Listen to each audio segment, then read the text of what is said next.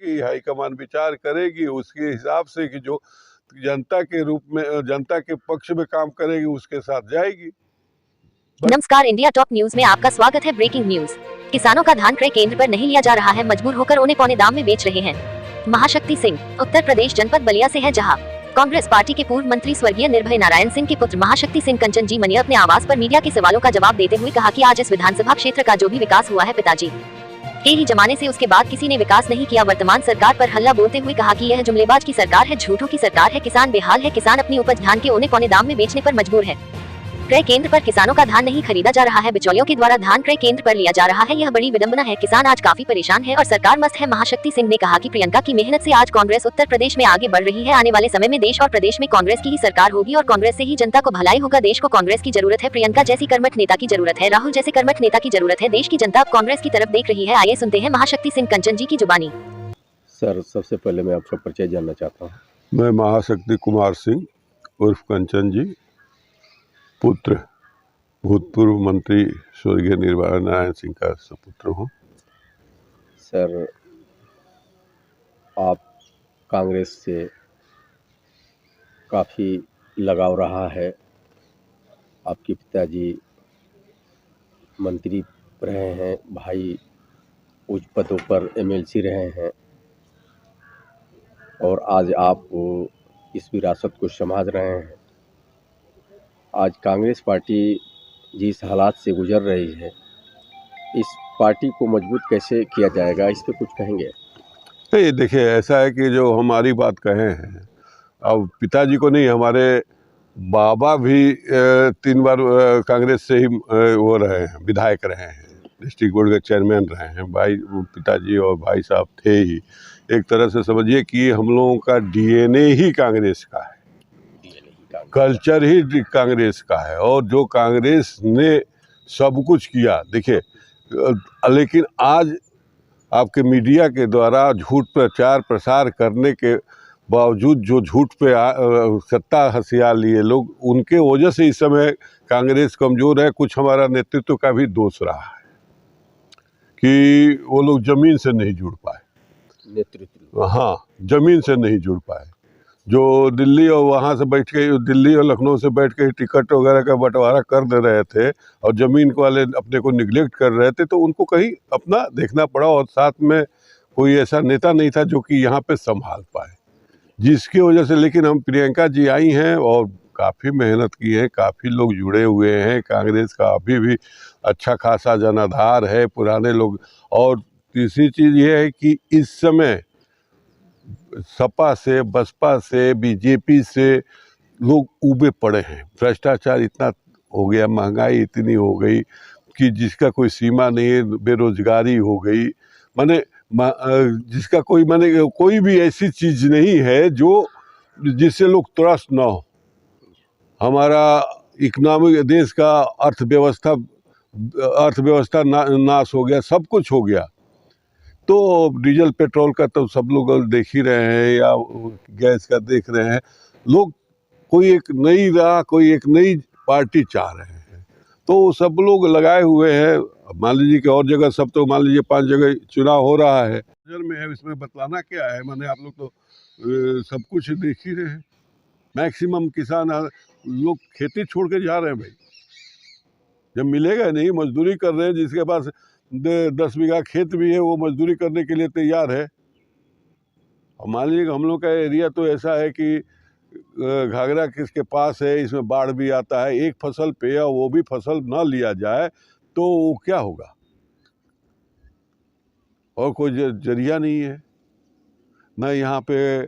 पशु रख दें, मान लीजिए पशु भी रख दें तो दूध या डेयरी की व्यवस्था हो, वो भी नहीं है कि किसान कम से कम दूध बेच के अपना जीवन यापन कर सके। तो कोई साइड बिजनेस किसान के पास सही नहीं है। ज़बरदस्ती वो खाली हवाबाजी है कि किसानों को ये होगा, वो होगा, ऐसे होगा, वैसे होगा। किसानों की जो भी बात कर रहे हैं, हित में हवा हवाई है, हवा हवाई है कि नहीं। क्या किसानों के लिए क्या किया, हमको ये तो बता दें, किसानों के लिए मैंने क्या किया। अब देखिए, जो हम लोग बीज निगम से, जो लोग क्या नाम है बीज लेते थे गेहूं के, तो पिछले साल सेंट्रल गवर्नमेंट ने दे दी उसका subsidy, state government central government दोनों देती है, स्टेट गवर्नमेंट ने नहीं दी। वही लटक गया किसान का पैसा। हाँ हाँ हाँ, लटक क्या गया, मैंने वो मिला नहीं, किसान को पूरा पैसा देना, वो सब्सिडी का उसको लाभ ही नहीं मिला। किसान काफी मर्माहत में है। और हाँ, उसके बाद सारा ऐलान हो गया कि 8 लाख के क्या नाम है, उसमें 40% 50% छूट मिलेगा। वो कहीं उसका वही नहीं खुल रहा है, ऐप ही नहीं खुल रहा है, सब बंद पड़ा हुआ है।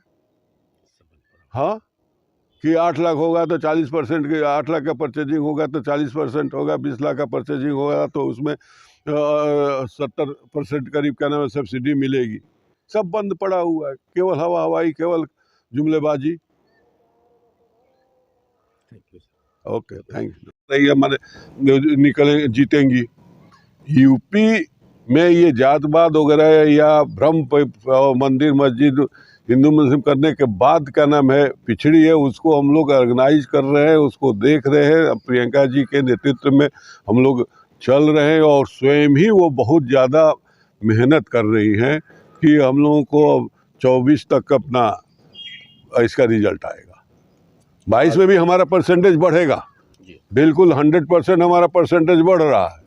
तो प्रयास हो रहा है, लेकिन जितने ये झूठ और जो मैंने बोलने वाले हैं चैनल को अपने उसमें लिए पड़े हैं, अपने दबाव से या प्रलोभन से जो रखे हुए हैं, जो झूठ प्रचार प्रसार है, और एक तो ये व्हाट्सएप वगैरह के माध्यम से इतना झूठ प्रचार हो रहा है कि जिसका कोई IT सेल के माध्यम से इतना हो रहा है कि लोग उसमें भ्रमित है। लेकिन ऐसी कोई बात नहीं है, हमारा परसेंटेज बढ़ेगा, हमारी सीट बढ़ेगी, सब कुछ हम लोग, और 24 तक हम लोग बिल्कुल यूपी में भी अपना मजबूत हो जाएगा। हाँ सर, एक चीज़ है, चुनाव होने जा रहा है जी, और बलिया विधानसभा, बलिया में जो है 7 विधानसभा है। हाँ 7 विधानसभा सीट में आप कितने आपकी पार्टी पाएगी? देखिए, सही तो ये है कि ज़्यादा से ज़्यादा 1 या 2 पाएगी। फैक्ट तो ये है, हम झूठ मूठ का कहें कि नहीं हमारी इतनी पा जाएगी। 1 या जो पाएगी वही बहुत बड़ी कामयाबी होगी, जो कि एक तरह से कांग्रेस का जनाधार जो था वो कम हो गया, लेकिन अब धीरे धीरे प्रियंका जी के आने के बाद ये बढ़ना शुरू, इसका लाभ मिलेगा, 100% मिलेगा। 24 में हम लोगों के क्या नाम है यहाँ से निश्चित तौर पर यूपी में कांग्रेस अपना ज़्यादा MP दे देगी। यूपी में कितना सीट पा रहे हैं आप? इसका प्योर अंदाज़ा नहीं है, क्योंकि अभी हम यूपी के देखे नहीं, और मीडिया के माध्यम से हमको विश्वास नहीं होता। जब स्वयं घूमूंगा तो बतला दूंगा कि कितना पा रहे हैं, ये नहीं बतला सकता। मीडिया वाले सब इस समय बढ़ा चढ़ा के कर रहे हैं, वो तो मैं नहीं बतला पाऊंगा। नहीं, सही है। आज भी सच्चे लोग हैं। हाँ, नहीं बोल पाऊंगा, झूठ मूठ मैं कह दूं कि हम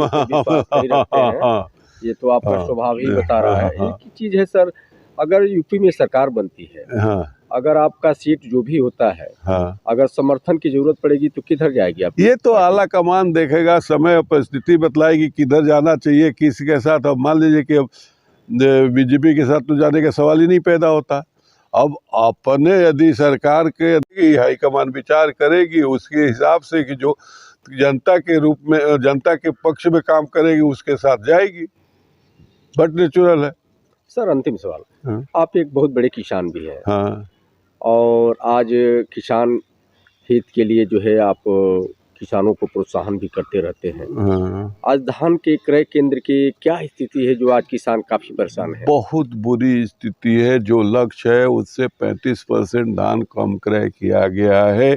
किसानों को कोई सुनने वाला नहीं है, और वो किसान त्रस्त हैं। अब मान लीजिए अब सुन लीजिए किसानों की स्थिति, जो कि पिछले साल 14 रुपया क्विंटल 1400 रुपया क्विंटल धान बिका, इस साल भी 1400 रुपया बिक रहा है। डीजल, मजदूरी, खाद, ये सब बढ़ गया। अब किसान जाएगा कहाँ? अब उसके पास खेती है। आपके दरवाजे पर सर धान पड़ा हुआ है। हाँ, अभी हमारा भी नहीं गया, काफी संख्या में। हाँ, नहीं गया है। हमारा 600-700 क्विंटल का है, मुश्किल से 150-200 क्विंटल गया है, नहीं गया है। अब हम लोग जबरदस्ती तो कर नहीं सकते हैं। अब इंस्पेक्टर कह रहा है कि बताइए हम कहाँ से क्या करेंगे, इतना लोग आ रहे हैं, कैसे होगा। जबकि शायद 84, अब पूरा एग्जैक्ट मुझे नहीं मालूम है, 84 क्रय केंद्र थे बलिया में, जिसमें कि 40 बंद कर दिया गया है। तो फिर इस धान का क्या होगा सर? क्या किसान बनियों के हाथ बेचेगी, औने पौने दाम पर बेचेगी। ये सारा दोस्त किसको आप मान रहे हैं? हाँ, सारा दोस्त गवर्नमेंट की है, उनकी नीतियों की है, और किसका है भाई? क्रय केंद्र आप कायदे से चलाइए, सबका दान। यही जोगी जी कहे थे कि मैं ऐसी व्यवस्था कर दूंगा जो कि किसानों के खेत से मैं धान और गेहूं ले लूंगा, क्रय केंद्र पर ले दूंगा। जुमलाबाज रही केवल जुमले तक रहा। आज भी हमारे पूरे देश में 3% ही MSP पे धान या गेहूं की खरीद होती है, या किसानों की फसल की खरीद होती है। आज भी किसानों की यही मांग है कि भाई आप MSP दे दीजिए, काम खत्म कीजिए। आप बताइए, अब किसान, हम बिल्कुल जमीनी स्तर बतलाऊं, जिसके पास 25 बीघे भी इस समय खेत है, 25 बीघे माने आपका 12 एकड़ समझिए, वो अपने लड़के को ठीक से पढ़ा ही नहीं सकता है, और शादी, अपनी लड़की की शादी ब्याह या घर बनाने के लिए उसको 1 आध बीघा बेचना पड़ रहा है। क्या करेगा? ये स्थिति है। बद से बदतर, माने आप देख नहीं रहे हैं कि किसान कितनी ज्यादा सुसाइड कर रहे हैं। हाँ? सब्सक्राइब करें इंडिया टॉप न्यूज चैनल और बेल आइकन दबाना ना भूलें। इंडिया टॉप न्यूज अपने क्षेत्र की खबरें सबसे पहले पाएं।